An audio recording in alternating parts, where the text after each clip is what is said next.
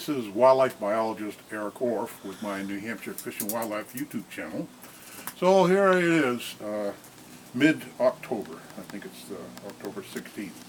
Well, I went back to my 1988 diary this morning to reflect on something that happened 32 years ago this week.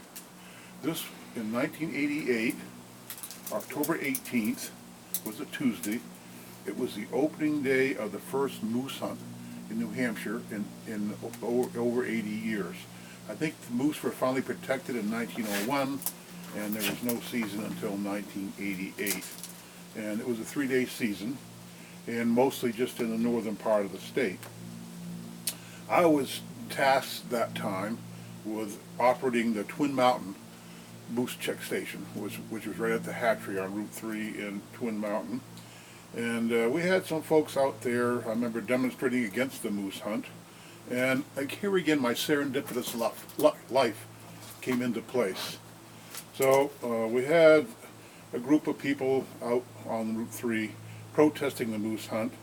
And that day, according to this, it was cloudy and quite windy and in the low 30s. I remember it was a quite cold day.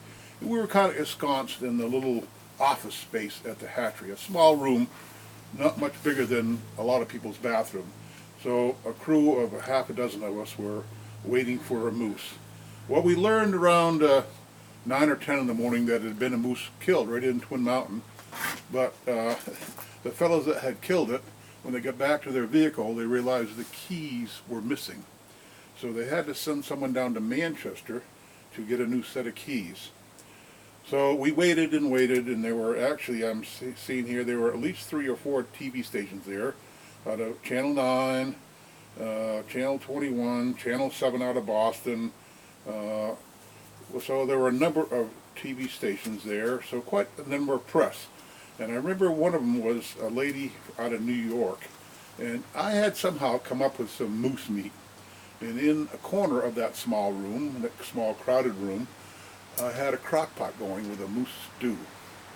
And lo and behold, the morning wore on, and it got to be 11, 12. And we would have the press come in now and then just to warm up and talk to us as they waited outside the door. And lo and behold, I started dipping out that moose stew to the press.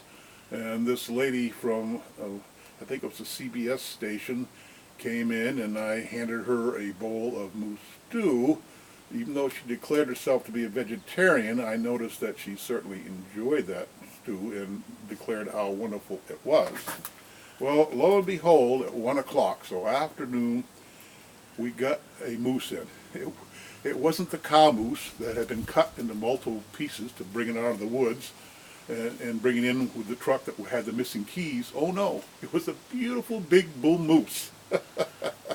So the first moose to be checked in after 87 years of no moose was this fellow by the name of Bill Chapman from Kentucky, New Hampshire. And he said his grandfather told him about hunting moose in the late 1800s in New Hampshire. So he had a connection to moose hunting. Anyways, it made a lot of press that day, and we had, again, my serendipitous life, a lot of good luck. What did I say? I think I checked 2 or 3 moose that day. So the first moose came in at 12:15, it says right here. A nice 8-point bull, 6.5 years old, weighed 603 pounds and 2 pounds by Bill Chapman. So after that moose came in, most of the media fled except for the UPI person, which was that lady, I think, from New York. So anyways, the next day we actually had, the lady was back, Deidre Russell from CBS News. She was the lady that came back or that day and had the moose stew, as I recall. Anyways, I worked the 3 days at the moose check station because it was only a 3-day season. The 4th day, on Friday, I went over to the Kankamangas Highway and manned the moose check station there. And indeed, it was the day after before somebody actually got it says one old bull moose came in. It was taken in the pond of safety in Jefferson. It weighed 550 pounds, 11 points with 56-inch spread. and then it said I headed south at 1:30 in the afternoon. So, over my career of checking moose for a number of years in Twin Mountain, and then when the season was open statewide, my moose check station was right in Durham. And I would check moose there annually by then we had a 10-day season. So moose season starts this Saturday, October 19th, 2019. So in a couple of days, 3 days, we will have New Hampshire's 32nd moose season. So of course the number of permits are down as our moose have declined thanks to our shorter winters. And I was looking at my 03 diary this morning too, around this date to see what was going on. So here we am back in Durham on October 20th, 2003, and another old bull moose came in. You'd think after 87 years of having a closed season on moose, there would be one old moose after another. That was not the case. Almost all the moose that we checked were less than 5 or 6 years old. But occasionally, rarely, we got an old one. So on October 20th, 2003, I checked an old bull moose, and I wrote a poem about it. So this one says, "The oldest moose I ever met. He was not alive, but in the back of a truck he sat.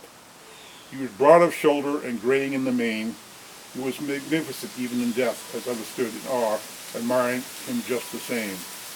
Fresh scars upon heel scars poxed his neck and face, yet were not visible, but only revealed only where my fingers traced. A sweeping set of antlers that had lost its mahogany palm with old age, yet had been transformed into a regal crown at this stage.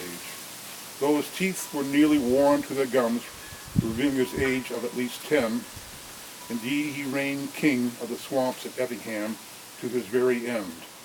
A robust exterior, physical appearance belied his age.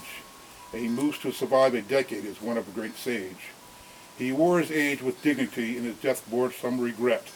This magnificent beast, who was the oldest moose I had ever met."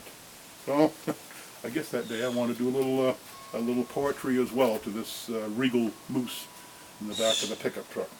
Well, and moose season starts in a couple of days, and we only have, I think, are available like 49 permits this year. So good luck to the moose hunters out there, and hunt safe.